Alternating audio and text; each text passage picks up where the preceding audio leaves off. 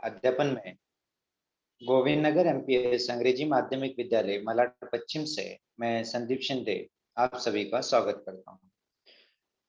बच्चों, जो पिछला पाठ जो हमने पढ़ा था, किताबें, कविता थी एक, वो किताबें वह गुलजार जी ने लिखी थी और उन्होंने बहुत ही बेहतरीन ढंग से ये बताया था कि जिस तरीके से हम किताबों से आजकल दूर होते जा रहे हैं, तो किताबें क्या सोचती होंगी। ठीक है, क्या चीजें हैं जो हम अभी खो रहे हैं, इन सब के बारे में बहुत ही अच्छा सा कविता के माध्यम से उन्होंने चित्रण किया था कि क्यों और क्या गलतियां हैं कि हम किताबों से दूर हो रहे हैं। गुलजार जी जो थे, वह एक निर्देशक थे, फिल्म निर्देशक, कवि थे, लेखक थे, बहुत ही प्रतिभाशाली व्यक्तित्व थे। बहुत सारे अलग अलग जगहों पे वो काम किया करते थे, क्षेत्रों में वो काम किया करते थे। उसी प्रकार से जो आज हमारे लेखक हैं, जो हम कहानी पढ़ने जा रहे हैं, एक नाटक है। उस नाटक का नाम है जूलिया, जो आपके पहले इकाई का पाठ 5वां है। उस नाटक के जो लेखक है वह है अंतोन चेखव। आप आपके स्क्रीन पे उनका चित्र देख सकते हैं, अंतोन चेखव। पहले हमें उसके लेखक का परिचय या उसके नाटक जो लिखा गया है उसके लेखक का परिचय होना आवश्यक। तो आइए पहले हम लेखक के बारे में कुछ जानते हैं और उसके बाद हमारे कहानी की शुरुआत करेंगे। अंतोन चेखव जी का जन्म जो है 29 जनवरी 1860 तगान रोग रूस में हुआ था, जिसे हम रशिया कहते हैं, वहां पे इनका जन्म हुआ था। इनकी मृत्यु 15 जुलाई 1904 में हुई थी। इनका परिचय, यह में एक महान रूसी साहित्यकार अंतोन चेखव प्रसिद्ध कथाकार और नाटककार थे। ये एक प्रसिद्ध कथाकार और नाटककार थे। और एक बात आपको बच्चों में बताना यहाँ पे चाहूंगा कि ये साथ ही साथ एक डॉक्टर भी थे। उनकी कहानियों में का व्यंग्यात्मक चित्रण किया गया था। इनकी जो कहानियां होती थी उसमें जो सबका ये चित्रण किया करते थे, परंतु व्यंग्यात्मक मतलब एक उसको व्यंग के रूप में प्रस्तुत करते थे, मजाक के रूप में प्रस्तुत करते थे। परंतु यह सीधा प्रहार किस पे करते थे, जो कृतियां हैं, जो गलत कृतियां हैं समाज के अंदर, उस पे ये सीधा प्रहार करते थे। और उनका कहना था शायद ये बदल देनी चाहिए, ये चीजों को हमें बदलना चाहिए। अंतोन पाव्लोविच चेखव के बारे में अगर और हम कहें तो इनका जो साहित्यिक जीवन था वो काफी छोटा था। मतलब इनकी मृत्यु कुछ 41 वर्ष में ही हो गई थी, तो उनका जो साहित्यिक जीवन था वो बहुत ही छोटा सा था। उन्होंने रूसी भाषा को 4 कालजयी नाटक दिए। कालजयी का अर्थ होता है मतलब जो काल को जीत ले। उन्होंने बहुत ही बेहतरीन 4 नाटक रूसी जो ये थे, नाटक थे, वो दिए हैं उन्होंने। जबकि उनकी जो कहानियां हैं विश्व के समीक्षकों और आलोचकों में बहुत सम्मान के साथ सराही जाती है। जो उनकी कहानियां थी, उनके नाटक थे, वो विश्व में, पूरे विश्व में सराही जाती है समीक्षकों और आलोचकों के द्वारा। यानी जो क्रिटिक्स होते हैं, जो क्रिटिसाइज करते हैं, क्रिटिक्स यानी आलोचक, तो उनके द्वारा बहुत सराही जाती है, मतलब उसकी तारीफ की जाती है। ऐसे इन्होंने कहानियां लिखी हैं। अपने साहित्यिक जीवन के दिनों में ज्यादातर चिकित्सक के व्यवसाय में लगे रहे। जैसे मैंने आपको बताया वो एक डॉक्टर थे, तो उन्होंने उनका अधिकतर जो समय था साहित्यिक जीवन के बीच का, वह उन्होंने चिकित्सक के व्यवसाय में ही लगाया। मतलब डॉक्टरी पेशे में ही उन्होंने अधिकतर अपना समय व्यय किया था। 1880 में चेखव ने अपनी पहली कहानी प्रकाशित की। सन 1880 में। 1884 में इनका प्रथम कहानी संग्रह प्रकाशित हुआ था और 1887 में पहला नाटक इवान्व नाम का एक नाटक था, इवान्व, वो उन्होंने प्रकाशित किया था। 1890 में चेखव ने सखालिन द्वीप यात्रा की। एक द्वीप है सखालिन नाम का, वहां पे उन्होंने यात्रा की, जहां इन्होंने देश निर्वासित लोगों के कष्टमय जीवनी का अध्ययन किया। लोगों की जो तकलीफें थी, कष्ट था, उसका उन्होंने वहां पे अध्ययन किया, उसे जाना, उन्हें पहचाना और उस पे एक उन्होंने किताब लिखी सखालिन द्वीप नाम से। जो वहां के लोगों के कष्ट थे, दुख थे, जो उन्होंने देखे थे, उन्होंने उनके साथ रह के महसूस किए थे, उन कष्टों को, उन सब पे उन्होंने किताब लिखी थी सकालीन द्वीप, और उसमें वो सब उनके दुख दर्दों को उन्होंने लोगों को बताने का प्रयत्न किया था। 1892 से 1899 तक चेखव मास्को के कंटवर्ती मेलिखोवो ग्राम में रहे थे। इन वर्षों में अकाल के समय चेखव ने किसानों की सहायता का आयोजन किया और हैजे के प्रकोप से के समय सक्रिय रूप में डॉक्टरी करते रहे। उन्होंने अपने जो ये 8-9 साल थे, वो एक मेलिखो ग्राम था, गांव था, जहाँ पे उन्होंने उनका बिताया और वहां पे जो गरीबों किसान थे, उनके बीच जो बीमारी आई थी हैजे की, उसका इलाज वो साथ ही साथ करते रहे। 1902 में चेखव को अकदमेशियन नाम की एक उपाधि है, जो बहुत ही बड़ी उपाधि रशिया में मानी जाती है, अकदमेशियन नाम से, वो उन्हें मिली थी। उनकी मृत्यु जो है तपेदिक बीमारी से पीड़ित लोगों का इलाज करते वक्त स्वयं बीमार पड़ जाने से हुआ। तो हम देख सकते हैं कि जो ये लेखक है, वो सिर्फ कहानियां लिखने में, नाटक लिखने में ही उतना उत्कृष्ट नहीं है, बल्कि एक व्यक्ति के रूप में, एक इंसान के रूप में भी वो सर्वोत्तम है, सबसे अच्छा है। और वो आखिरी समय में भी लोगों का इलाज करते हुए ही बीमार पड़े और उसी में उनकी मृत्यु हो गई। चेखव का जो प्रभाव है अनेक रूसी, यूरोप, अमेरिकी लेखकों पर पड़ा है और वह उससे बहुत ही प्रभावित हुए। मतलब दुनिया के हर कोने कोने के लेखक इनके लेखन से, इनके कृतियों से प्रभावित हो चुके हैं। भारतीय लेखक चेखव की कृतियां उच्च कोटि की समझते थे। जो भारतीय लेखक थे वो भी उनकी जो कृतियां थी, उनके जो लिखावट थी, मतलब लिखते थे जो वो, उसे वो उच्च कोटि का मानते थे। और आप सब जानते होंगे कि भारत में हिंदी साहित्य में प्रेमचंद का नाम बड़े ही आदर से लिया जाता है और वह श्रेष्ठ लेखकों में से एक माने जाते हैं। तो प्रेमचंद जी थे जो थे, उनका भी ये मत था कि चेखव जो है संसार के सर्वश्रेष्ठ कहानी लेखक हैं। जो चेखव हैं, वो क्या है, सर्वश्रेष्ठ कहानी लेखक है। और ये किसका मानना था? भारत के जो सर्वश्रेष्ठ लेखक माने जाते हैं हिंदी साहित्य में, प्रेमचंद जी, उनका ये कहना था। और प्रेमचंद जी जो है वह भी इनके कृतियों से बड़े ही प्रभावित थे।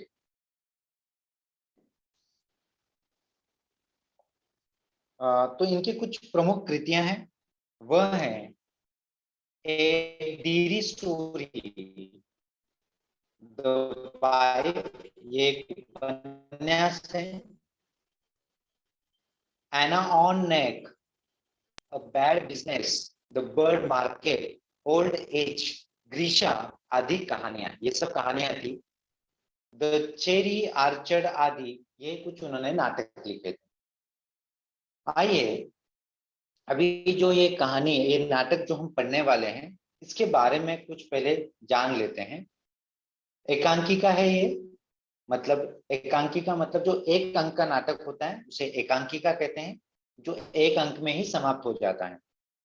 इसका आकार छोटा होने के कारण इसमें एक ही कथा होती है। इसकी कथा व संवाद आदि से अंत तक रोचक और आकर्षक होते हैं। जो आदि आदि यानी शुरुआत से लेकर अंत तक, उसके एंड तक जो है रोचक और आकर्षक होते हैं। प्रस्तुत एकांकिका में रचनाकार यानी अंतोन चेखव जी ने दब्बूपन को त्याग कर अपने अधिकार न्याय के लिए सजग रहने हेतु प्रेरित किया है।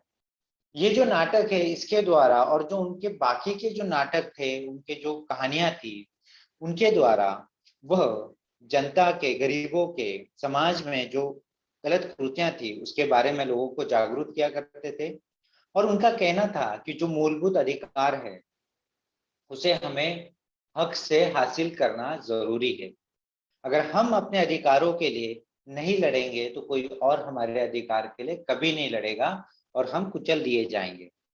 तो ये जो नाटक है इसमें भी एक काम करने वाली एक महिला के द्वारा उन्होंने ये बताया है कि अगर हम अधिकार के लिए नहीं लड़ते हैं, अपने मूलभूत अधिकारों के लिए नहीं लड़ते हैं, तो किस तरीके से हमें लोग कुचलेंगे और हमारा फायदा उठाते हुए वह अधिक से अधिक कमाई कर सकें।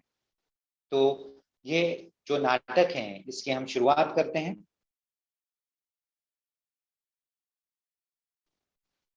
इस नाटक में, एकांकिका में गवर्नेस है यानी सेविका जो उस घर में काम करती हैं, उसकी मार्मिक पीड़ा को दर्शाया गया है।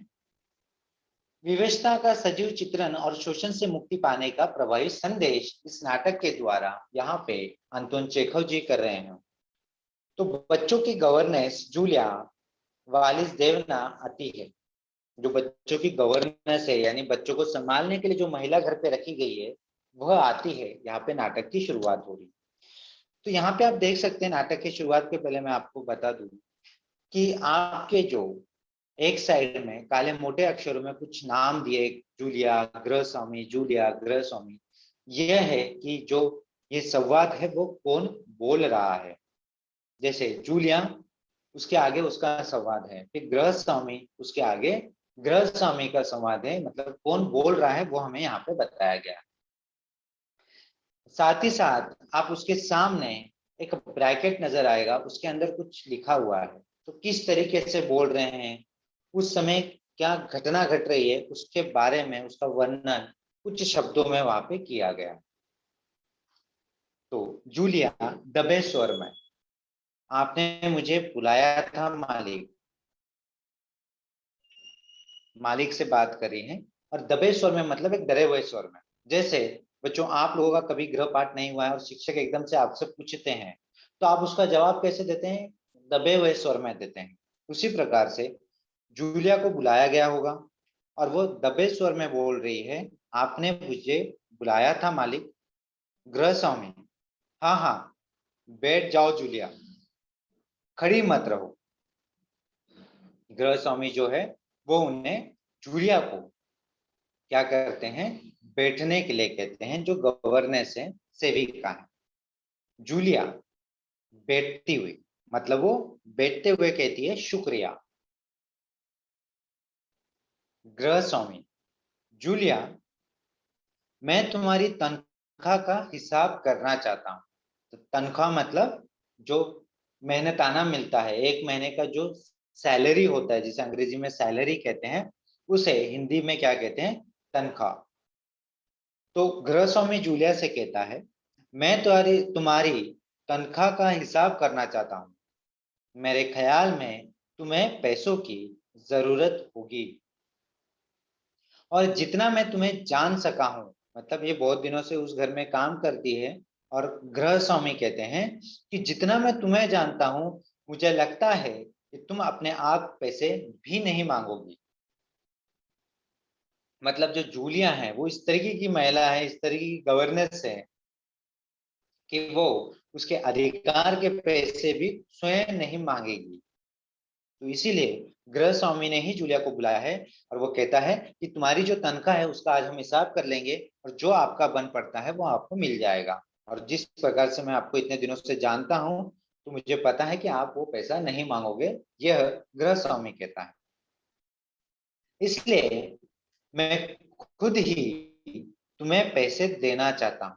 हाँ, तो तुम्हारी तनख्वाह 30 रुपए महीना तय हुई थी। 30 रूबल, रूबल यानी जैसे हमारे देश में, भारत में रुपया चलता है, उसी प्रकार से जो रशियन है, रूस है, रूस में रूबल चलते हैं। जैसे हमारे इधर 1 रुपया, 10 रुपया, 20 रुपया, 100 रुपया, उसी तरीके से वहां पे क्या चलता है, रूबल चलता है। या हम कह सकते हैं रशिया की, रूस की जो करेंसी है वो रूबल है। तो जो यहाँ पे ग्रह स्वामी और जूलिया के बीच बात हो रही है, तो इससे हमें पता चलता है शायद से ग्रह स्वामी जो है बड़ा ही अच्छा व्यक्तित्व का इंसान है, अच्छा इंसान है, जो उसके यहाँ काम करने वाली जो महिला है, सेविका है, वो स्वयं पैसे न मांगते हुए भी ये उसे देना चाहता। तो आइए आगे की, जो आगे का नाटक है वो हम देखते हैं। जूल जूल विनीत स्वर में, जी नहीं मालिक, 40 रूपए। अब जो ग्रह स्वामी है वो क्या कहता है कि आपके पैसे मैं देना चाहता हूं, और आपकी जो तनख्वाह जो तय हुई थी वो थी 30 रूपए।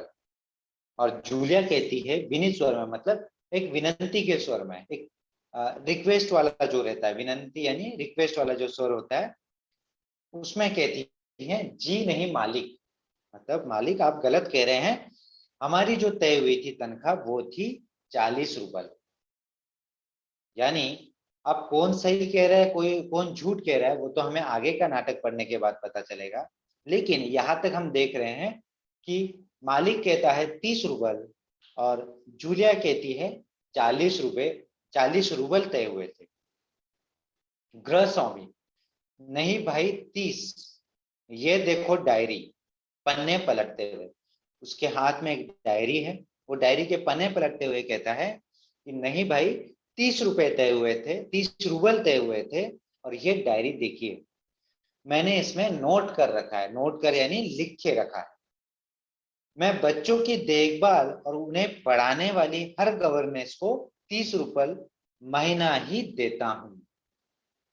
मतलब वो जूलिया से कहता है यहाँ पे कि मैं बच्चों को पढ़ाने वाली जो पहले भी जो गवर्नेंस रह चुके हैं, उन्हें सिर्फ 30 रूबल ही दिया करता था, और ये सब मैंने अपनी डायरी में नोट कर रखा है, लिख के रखा है। तुमसे पहले जो गवर्नेंस थी उसे भी मैं 30 रूबल ही देता था। अच्छा, तो तुम्हें हमारे यहाँ काम करते हुए 2 महीने हुए हैं। अब वो जूलिया की बात तो काट चुका है, जूलिया कहती है 40 रूबल हुए, और गृह स्वामी जो है, मालिक जो है, वो कहता है नहीं 30 रुपए दिया था और अभी तक मैं 30 रुपए देता हूँ, 30 रूबल देता हूँ। अब वो कह रहा है कि अच्छा, अब तुम्हें यहाँ पे काम करते हुए हुए हैं कुल 2 महीने, यानी 2 माह हो गए, 2 मंथ हो गए। जूलिया दबे स्वर में फिर से, देखिए अब यहाँ से एक हमें और एक बात है, ये एक नाटक है, तो इन बातों का हमें ध्यान देना चाहिए कि जूलिया जो है हमेशा एक विनीत स्वर या दबे स्वर में, मतलब ये घबराई हुई सी महिला है, डरी हुई है, इसका स्वभाव कैसा है, डरने वाला स्वभाव है, जिसे हम कैरेक्टर कह सकते हैं। कैसा कैरेक्टर है ये डरा हुआ कैरेक्टर है। तो जूलिया दबे स्वर में, जी नहीं, 2 महीने 5 दिन। अब देखिए फिर से, पहले तो उनके जो महीने की तनख्वाह थी उसमें मतभेद थे। जूलिया कहती थी 30 रूबल, और गृह स्वामी कहता था, सॉरी, जूलिया कहती थी 40 रूबल, और गृह स्वामी कहता था 30 रूबल। अब फिर से कितने दिन काम किया है उस पे भी इनमें मतभेद है। गृह स्वामी कहता है 2 माह, और जूलिया कहती 2 माह 5 दिन, यानी 2 महीने 5 दिन काम किया है। गृह स्वामी, क्या कर रही हो जूलिया, ठीक 2 महीने हुए हैं भाई, मैंने डायरी में सब नोट कर रखा है। फिर से वो जूलिया की बात काटते हैं और उससे कहते हैं कि मतलब क्या कह रही हो जूलिया, मतलब मैं क्या गलत कह रहा हूँ, इस तरीके का, इस वाक्य से, इस प्रश्न से, ये प्रश्न है, क्या कह रही हो जूलिया, मतलब यहाँ पे गृह स्वामी उसे कह रहा है कि मतलब मैं झूठ बोल रहा हूँ और तुम सच, और ये सब उसने डायरी में नोट कर रखा है, ऐसा वो जूलिया से कहता है। हाँ, तो 2 महीने के बनते हैं 60 रूबल। कुल कितने हो गए? 30 रूबल के हिसाब से 2 महीने के हो गए 60 रूबल। लेकिन 60 रूबल तभी बनते हैं जब महीने में तुमने एक दिन भी छुट्टी न ली हो। अगर महीने में एक दिन भी छुट्टी न ली हो तो ही उसके 60 रूबल बनेंगे, नहीं तो 60 रूबल नहीं बनते। तुमने इतवार को छुट्टी मनाई। अब देखिए, इतवार को सभी को छुट्टी रहती है और इतवार के छुट्टी के सबको जो उस दिन का जो तनख्वाह होगी वो भी वहां पे मिलती है। उस दिन काम करने की जो भी पैसे होंगे वो मिलते हैं। परंतु यहाँ पे जो गृह स्वामी है हर जगह उसको नुकसान पहुंचाते जा रहा है। पहले उसकी तनख्वाह कम कर दी, उसके दिन कम कर दिए, अब उसके रविवार की छुट्टियों के भी वो जो कमाई है उसकी वह यहाँ पे छीन लेना चाहता है। तुमने इतवार को छुट्टी मनाई, उस दिन तुमने कोई काम नहीं किया, सिर्फ कोलिया को घुमाने के लिए ले गई। अब ये कोलिया कौन है? उसका लड़का है। गृह स्वामी जो है उसका लड़का का नाम है कोलिया। तो वो कहते हैं कि उस दिन तुमने कोई काम नहीं किया था, मतलब पढ़ाने का कोई काम नहीं किया था, सिर्फ कोलिया को घुमाने ले गई थी। और ये तो तुम भी मानोगी कि बच्चों को घुमाने के लिए ले जाना कोई काम नहीं होता। गृह स्वामी क्या कहता है? बच्चों को घुमाने के लिए ले जाना है, इसे हम कोई काम नहीं कहेंगे, ये कोई काम नहीं है। यह तो सिर्फ बच्चे के साथ साथ तुम भी घूम रहे हो या तुम सिर्फ अपना समय व्यर्थ कर रहे हो, इस तरीके से उसका ये कहना हुआ। इसके अलावा तुमने 3 छुट्टियां और ली है, ठीक है ना? मतलब ये सब वो बताता है कि तुमने इतवार की छुट्टी ली, तुमने उस दिन सिर्फ बच्चों को घुमाया, कोलिया को, और उसके अलावा और तुमने 2 माह में 3 दिन की और छुट्टियां ली। और उससे प्रश्न करता है, ठीक है ना, मतलब जो मैं हिसाब किताब आपको बता रहा हूँ, गृह स्वामी बोलता है जूलिया से, तो वो सही है या गलत है? जूलिया दबे स्वर में, जी आप कह रहे हैं तो ठीक, रुक जाती। जूलिया सिर्फ क्या कहती है? आप कह रहे हो तो ठीक है, दबे स्वर में, क्योंकि यहाँ पे वो डर सी गई है। उसे लग रहा है कि जो मेरा अधिकार का पैसा है वह मुझे नहीं मिलने वाला। जैसे मैंने कहानी के शुरुआत में कहा था, नाटक की शुरुआत में कहा था, इस नाटक द्वारा अंतोन चेखव जी जो हैं वो ये बताने चाहते हैं कि हम अगर अपने अधिकार के लिए लड़ेंगे नहीं, डट के मुकाबला नहीं करेंगे, तो हमें अपने अधिकार कभी भी नहीं मिलेगा। चाहे वो तनख्वाह के रूप में हो या समाज में हमारे अधिकार जो हो, देश में हमारे अधिकार हो, वो कब मिलते हैं? जब हम अपने अधिकारों के लिए लड़ते हैं। तो देखिए यहाँ पे जूलिया का जो व्यक्तित्व है वो थोड़ा सा डरपोक व्यक्तित्व है। उससे मालिक जो जो बोलते जा रहा है, गृह स्वामी जो है वो जो जो कहते जा रहा है वो मान ले रही है। वो कहती हैं जी आप कह रहे होंगे तो ठीक है, और वो रुक जाती है। गृह स्वामी, अरे भाई मैं क्या गलत कह रहा हूँ? जब जूलिया ने ये कहा कि आप कह रहे हो तो ठीक, तो गृह स्वामी उस पर क्या उत्तर देता है? अरे भाई क्या मैं गलत कह रहा हूँ? हाँ, तो 9 इतवार और 3 छुट्टियां यानी 12 दिन तुमने काम नहीं किया। 2 माह में कुल 9 इतवार और 3 दिन की छुट्टियां हैं, तो इतने दिन आपने काम नहीं किया है। यानी तुम्हारे 12 रूबल कट गए। कितने रूबल कट गए? कुल 12 रूबल कट गए। उधर कोलिया 4 दिन बीमार रहा। आप धीरे धीरे जो गृह स्वामी है उसके पैसे काट रहा है। 9 इतवार के भी पैसे काट लिए हैं, साथ ही साथ 3 दिन जो अलग से छुट्टियां ली उसके भी उसने पैसे काट लिए। अब वो आगे क्या कहता है देखते हैं। उधर कोलिया 4 दिन बीमार रहा और तुमने सिर्फ वान्या को ही पढ़ाया।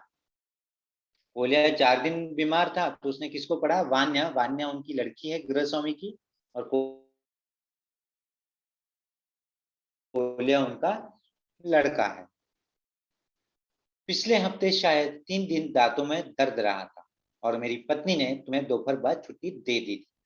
देखिए, पहले छुट्टियों के पैसे काटे, बाद में कोलिया 4 दिन बीमार था, उसने सिर्फ वान्या को पढ़ाया। दांतों में दर्द था तो दोपहर बाद उन्हें छुट्टी दे दी गई। तो 12 और 7 19। कुल कितने दिन हो गए अभी उसके?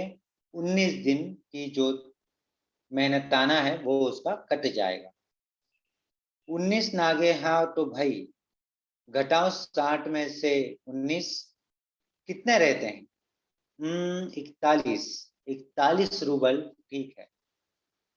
देखिए हिसाब करते करते 80 रूबल के पहले 60 हुए, 60 में से फिर 19 कट गए, अब बचे 41 रुपए, 41 रूबल।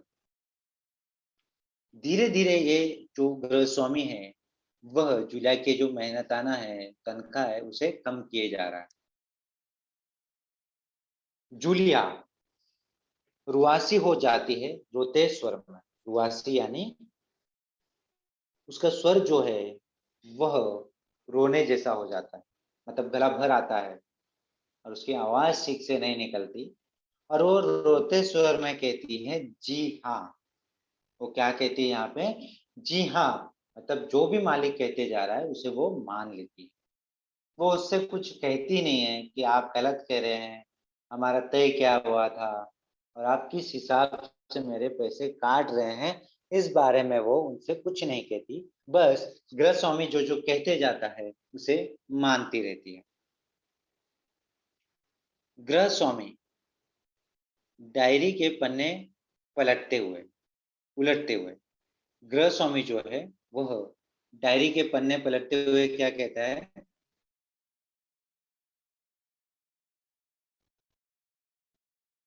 हाँ, याद आया, 1 जनवरी को तुमने चाय की प्लेट और प्याली तोड़ी थी।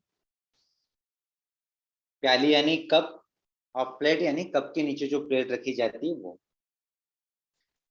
तो गृह स्वामी यहाँ पे कहते हैं, कुछ पन्ने पलटते हैं उनके डायरी के और कहते हैं, हाँ याद आया, 1 जनवरी को तुमने चाय की प्लेट और प्याली तोड़ दी। प्याली बहुत कीमती थी, मगर मेरे भाग्य में तो हमेशा नुकसान उठाना ही पड़ा है। मतलब यहाँ पे वो कहते हैं कि मेरा भाग्य जो है ऐसा ही है, हमेशा मैं ही नुकसान उठाते रहता हूँ। हालांकि गृह स्वामी नुकसान जूलिया का करते जा रहे हैं, जो उनकी सेविका है उसका नुकसान कर रहे हैं, उसके तनख्वाह को कम किए जा रहे हैं। और क्या कहते हैं कि मगर मेरे भाग्य में हमेशा नुकसान उठाना ही बदा है। और ये क्यों कह रहे हैं? क्योंकि जूलिया ने उनके घर में 1 जनवरी को, जनवरी के 1 तारीख को प्लेट और प्याली तोड़ दी थी। मैंने जिसका भला करना चाहा उसने मुझे नुकसान पहुंचाने में कोई कसर नहीं छोड़ी है। मतलब वो कहते हैं कि मैं जिसका भी भला करता हूँ या करना चाहता हूँ वही व्यक्ति मेरा नुकसान कर देता है। खैर, मेरा भाग्य, मतलब मेरा जो भाग्य है उसके बदौलत ये हो रहा है। हाँ, तो मैं प्याली के 2 रूबल ही काटूंगा। मतलब देखिए वो दया दिखा रहे हैं यहाँ पे, मतलब वो पैसे ही काट रहा है परंतु दया दिखाते हुए काट रहा है अब, कि मेरा मन कितना बड़ा, ऐसा वो उसे जता रहा है। हाँ, तो मैं प्याली के 2 रूबल ही काटूंगा, मतलब मैं प्लेट के पैसे नहीं काट रहा हूँ।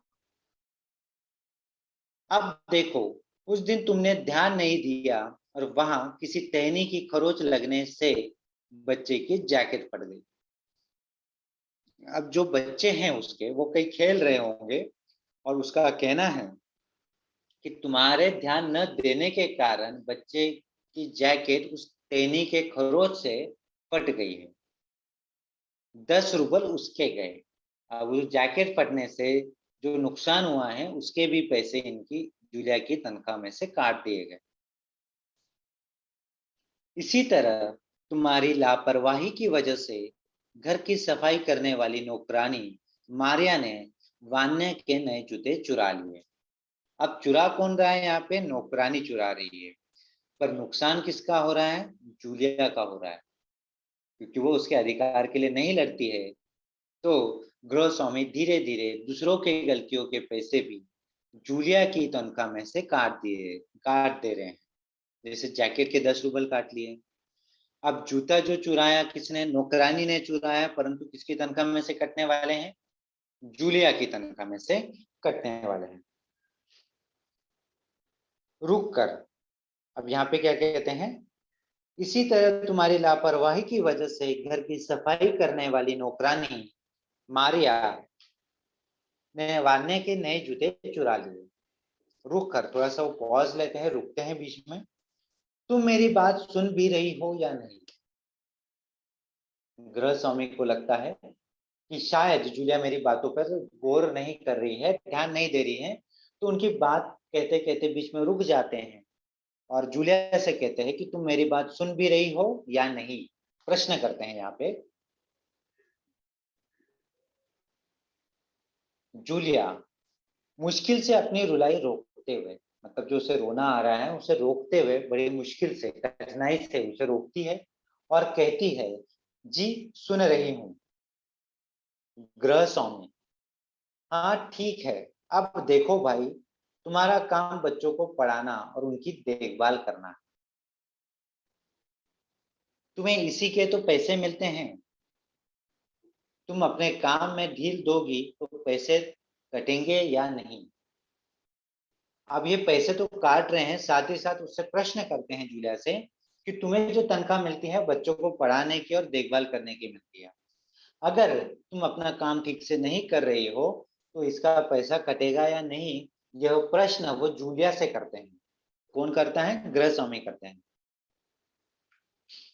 और प्रश्न के बाद फिर कहते हैं, मैं ठीक कर रहा हूं ना? तो जूतों के 5 रूबल कट गए, और हाँ, 10 जनवरी को मैंने तुम्हें 10 रूबल दिए थे। अब वो क्या कहते हैं कि जैकेट के भी कट गए थे 10 रूबल, उसके बाद जो जूते चुराए गए उसके भी कट गए 5 रूबल, और मैंने 10 जनवरी को तुम्हें यहाँ पे कितने दिए थे? 10 रूबल दिए थे। जूलिया लगभग रोते हुए, अब जूलिया उसका जो रोना है, रुलाई जो है, उसको नहीं रोक पा रही है। अब रोते रोते ही वो कहती है, जी नहीं, आपने कुछ नहीं, और आगे कुछ नहीं कर पाती। मतलब रोते रोते से वो इतना कहती है, जी नहीं, आपने कुछ नहीं। मतलब वो कहना चाहती थी कि आपने मुझे एक भी रूबल नहीं दिया है, आपने अभी तक मुझे कुछ नहीं दिया है। परंतु वो रोती है, रोते रोते कह रही है, तो वो आगे नहीं कह पाती, वो वहां पे रुक जाती है। गृह स्वामी, अरे मैं क्या झूठ बोल रहा हूँ? एक प्रश्न वहां पे करते हैं जूलिया से। अरे मैं क्या झूठ बोल रहा हूँ? मैं डायरी में हर चीज नोट कर लेता हूँ, मतलब मैं डायरी में हर चीज लिख के रखता हूँ, और क्या मैं झूठ कह रहा हूँ? एक प्रश्न उन्होंने जूलिया से किया है। तुम्हें यकीन न हो तो दिखाओ डायरी। अगर तुम्हें झूठ लग रहा है, तुम्हें मेरी बात पे यकीन नहीं है, तो क्या मैं आपको डायरी दिखाऊं? डायरी के पन्ने यूं ही उलटने लगता है, यूं ही यानी उसमें कुछ लिखा नहीं है, परंतु बेवजह वो क्या कर रहा है? डायरी के पन्ने पलट रहा है। जूलिया आंसू पोंछती हुई, अब वो उसके आंसू पोंछती हैं। आप कह रहे हैं तो आपने दिए ही होंगे। देखिए, एक बार फिर जूलिया ने उसकी बात यहाँ पे मान ली। उसने जूलिया को एक भी रूबल नहीं दिया है, परंतु वो कहता है कि मैंने तुम्हें 10 रूबल दिए थे। और जूलिया से जब वो प्रश्न करता है कि मैं झूठ बोल रहा हूँ या डायरी दिखाऊं, या आप डायरी देखोगे, तो जूलिया आंसू पोंछते हुए ये बात भी मान लेती है, आप कह रहे होंगे तो आपने दिए होंगे। गृह स्वामी कड़े स्वर में, दिए होंगे नहीं, दिए हैं। जूलिया ने जब कहा कि आप कह रहे हो तो दिए होंगे, तो इस बात पे कड़े स्वर में यानी गुस्से में, बड़े आवाज में गृह स्वामी कहता है, दिए होंगे नहीं, दिए हैं। ठीक है, घटाओ 27 41 में से। बचे 14। क्यों, हिसाब ठीक है ना? अब उसे कड़े स्वर में वो कहता भी है, डांटता भी है कि मैं दिए होंगे नहीं, मैंने दिए हैं। और उसके पैसे वापस से काट लेता है और कहता है अंत में, बचे 14 रूबल। देखो, 80 रूबल थे, वहां से 60 हुए, वहां से 41 हुए, वहां से 29 हुए, और अब बच गए हैं केवल 14 रूबल। और ऐसा क्यों हो रहा है? क्योंकि जूलिया उसके अधिकार जो है वह उसके लिए लड़ नहीं रही। वो झूठ को भी सही मानते हुए जो भी मालिक उसका गृह स्वामी वो कह रहा है उसे मानती जा रही है, इसलिए उसको नुकसान पहुंच रहा है। जो उसके तनख्वाह थी 2 माह की वो कुल 80 रूबल होनी चाहिए थी, अब वो सिर्फ 14 रूबल पर आकर रह गई है। जूलिया आंसू पीती हुई कांपती आवाज में, मुझे अभी तक एक ही बार कुछ पैसे मिले थे। पहले वो बात मान लेती है, परंतु देखिए अब क्या कह रही है जूलिया। आंसू पीती हुई कांपती आवाज में, मतलब कांपती हुई मतलब डरी हुई आवाज में कहती है, मुझे अभी तक एक ही बार कुछ पैसे मिले थे और वो मुझे मालकिन ने दिए थे, सिर्फ 3 रूबल, ज्यादा नहीं। अब वो यहाँ पे क्या कहना चाहती है कि मालिक आपने मुझे कुछ नहीं दिया था अभी तक, मुझे केवल 3 रूबल 3 रूबल मिले थे, वह भी मेरे मालकिन ने मुझे दिए थे, आपने नहीं दिए थे। तो इस पे मालिक क्या कहता है, गृह स्वामी वो क्या कहता है वो देखते हैं। गृह स्वामी जैसे आसमान से गिरा हो, मतलब एकदम से आश्चर्यचकित होते हुए कहता है, अच्छा, और इतनी मुझे बताई तक नहीं। मतलब ये 3 रूबल की जो बात है वो मालकिन ने मुझे बताई तक नहीं। इतना आश्चर्यचकित होते हुए वो कहता है, देखो, तुम ना बताती तो हो जाता ना अनर्थ। देखिए बात सिर्फ 3 रूबल की है, ये उसे कम से कम 70 रूबल अभी तक काट चुका है, और फिर भी सिर्फ 3 रूबल के लिए ये कहता है आश्चर्यचकित होते हुए कि इतनी बड़ी बात तुम्हारे मालकिन ने मुझसे छुपाई, अगर तुम ना होती तो ये मुझे पता ही ना चलता। खैर, देर से ही सही, मैं इसे भी डायरी में नोट कर लेता हूँ। वो कहता है कि देर से ही से सही, अब ये बात भी मैं अपनी डायरी में लिख लेता हूँ। अब डायरी खोलकर उसमें यूं ही कुछ लिखता है। वो कुछ लिख नहीं रहा है, सिर्फ वो लिखने का एक दिखा रहा है कि मैं कुछ लिख रहा हूँ। हाँ, तो 14 में से 3 और घटा तो 2 बचे हैं, बचते हैं 11 रूबल। और वो देते हुए, मतलब 11 रूबल देते हुए संभाल। अब यहाँ पे जो हम देख दो, तो जो आखिरी के 2-3 जो संवाद हैं जूलिया और गृह स्वामी के बीच में, कि जूलिया उसे बाद में बताने का प्रयत्न कर रही है कि मुझे आपने कभी 10 रूबल नहीं दिए, मुझे किसी ने कुछ नहीं दिया है, मुझे केवल एक बार मालकिन ने 3 रूबल दिए थे, वो भी केवल एक बार। और वो कहती कि वो 10 रूबल जो आपने घटा है वो मैंने लिए नहीं है। परंतु मालिक उस बात की ओर ध्यान न देते हुए किस बात पे ध्यान दे रहा है, केवल वो 3 रूबल जो मिले थे। और वो बहुत ही आश्चर्यचकित होते हुए कहता है कि इतनी बड़ी बात मालकिन ने मुझसे छुपाई, मतलब मुझे बताई नहीं, तुम ना होती तो अनर्थ होता।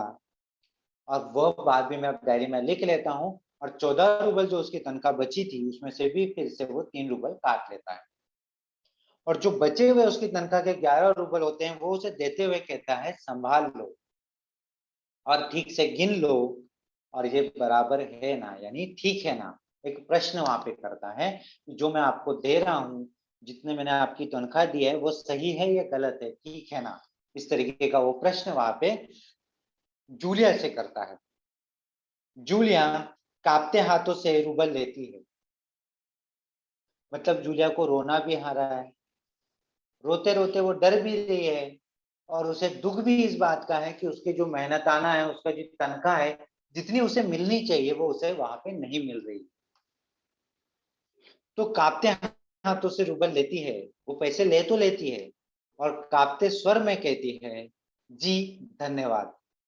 देखिए उसका इतना बड़ा नुकसान हो रहा है, और फिर भी वह गृह स्वामी को वहां पे क्या कहती है, धन्यवाद, यानी शुक्रिया। गृह स्वामी अपना गुस्सा नहीं संभाल पाता। गृह स्वामी जो है अपना गुस्सा नहीं संभाल पाता। अब यहाँ से गृह स्वामी का जो व्यक्तित्व है वो किस प्रकार का इंसान है, कैसा इंसान है, हमें पता चलेगा इस नाटक के द्वारा। अभी तक जो हमने देखा उसमें हमें पता चलता है कि जूलिया एक डरपोक है, उसका व्यक्तित्व कैसा है, डरने वाला है। और गृह स्वामी है जो बुरा इंसान है, जो उसके अधिकार के पैसे उसे नहीं दे रहा है। परंतु वास्तविकता क्या है वह अब इस नाटक में आगे हमें यहाँ पे पता चलेगी। गृह स्वामी जब उसे पैसे दे देता है, जूलिया उसके पैसे लेती है डरे हुए स्वर में और वो कहती है धन्यवाद। तो इस बात पे गृह स्वामी किस प्रकार से अपने क्या कहता है वो हम आगे देखते हैं। गृह स्वामी अपना गुस्सा नहीं संभाल पाता, ऊंचे स्वर में लगभग चिल्लाते हुए। अब उसे बहुत गुस्सा आ चुका है, किस बात का है वो हम देखेंगे। और वो चिल्लाते हुए जूलिया से कहता है, तुम मुझे धन्यवाद दे रही हो जूलिया। क्या कहता है, तुम मुझे धन्यवाद दे रही हो, मतलब तुम मुझे शुक्रिया अदा कर रही हो, जबकि तुम अच्छी तरह जानती हो कि मैंने तुम्हें ठग लिया है। मतलब यहाँ पे जो गृह स्वामी वो कहता है कि मैंने तुम्हें ठग लिया, तुम्हें मैंने नुकसान पहुंचाया, और तुम्हें पता भी है कि मैंने झूठ कह कह के तुमसे पैसा कटवाया है, और फिर भी तुम मुझे यहाँ पे शुक्रिया अदा कर रही हो। तुम्हें धोखा दिया है मैंने, तुम्हारे पैसे हड़प लिए हैं, और तुम उसके बावजूद मुझे धन्यवाद दे रही हो। अब यहाँ पे जो है गृह स्वामी उसे डांटता है, चिल्लाता है उस पे, और कहता है कि जब मैं तुम्हें इतना नुकसान कर दिया है, तुम्हें ठग लिया है, तुम्हें धोखा दे रहा हूँ, तुम्हें हड़प रहा हूँ, जो तुम्हारी तनख्वाह है, तुम्हारा मेहनत आना है वो तुम्हें नहीं दे रहा हूँ, और इतना सब कुछ होने के बावजूद तुम मुझे धन्यवाद दे रही हो, शुक्रिया दे रही हो। मतलब जो हमें लूट रहा है हम उसे ही धन्यवाद दे रहे हैं। ऐसा कई प्रश्न वो जूलिया से करता है। गुस्से में आवाज कांपने लगती है। गृह स्वामी है जो इतने गुस्से में बात कर रहा है कि उसकी आवाज जो है वो कांपने लगी है। जूलिया सिर्फ कितना क्या कहती है, जी हाँ मालिक। मतलब उसे भी पता है, वो भी मानती है कि जो उसके गृह स्वामी है जिनके यहाँ पे वो काम करती है वो उसे ठग रहे हैं, उसका नुकसान करा रहे हैं, उसकी जो तनख्वाह है उसे पूरी नहीं दे रहे हैं। ये सब जूलिया को पता है, बस उसमें कहने की हिम्मत नहीं है। वो डरी सहमी हुई सी है, घबराई सी है, इसलिए वो जो मालिक कहता है उसे मान लेती। जूलिया को पता सब है, इसलिए वो कहती है जी हाँ मालिक। गृह स्वामी गुस्से से तुतलाने लगता है। कभी कभी होता है ना कि हम ज्यादा गुस्सा करते हैं, जोर जोर से बोलते हैं, तो हमारे जो शब्द हैं वो सही नहीं निकलते और गलत हो जाते हैं, तुतलाने लग जाते हैं। तुतलाने लगता है, जी हाँ मालिक, जी हाँ मालिक। क्यों, क्यों जी हाँ मालिक? मतलब वो कहता है जब तुम्हें पता है ये सब तो क्यों जी हाँ मालिक कह रहे हो? जब तुम्हें पता है मैं आपको लूट रहा हूँ, आपको धोखा दे रहा हूँ, आपकी तनख्वाह यहाँ पे आपको पूरी नहीं दे रहा हूँ, आपका यहाँ पे मैं नुकसान करा रहा हूँ, तो भी आप मुझे जी हाँ मालिक कह रहे हो, अपने अधिकार आप मुझसे मांग नहीं रहे हो। तो इस तरीके से ये जो प्रश्न है वह यहाँ पे जो गृह स्वामी है वह जूलिया से करते हैं।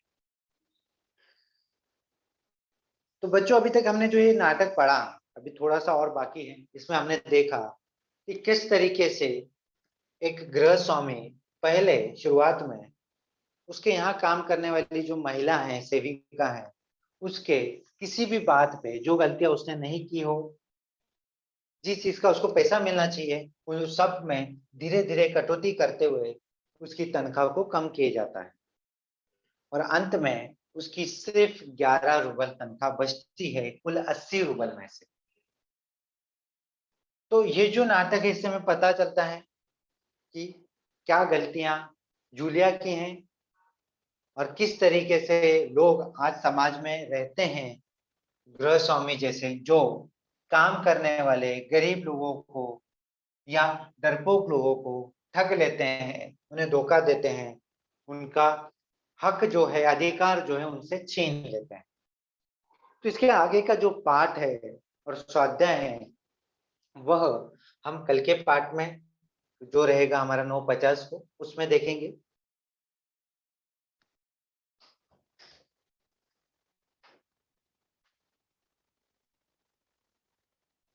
Hello ma'am. Hello ma'am.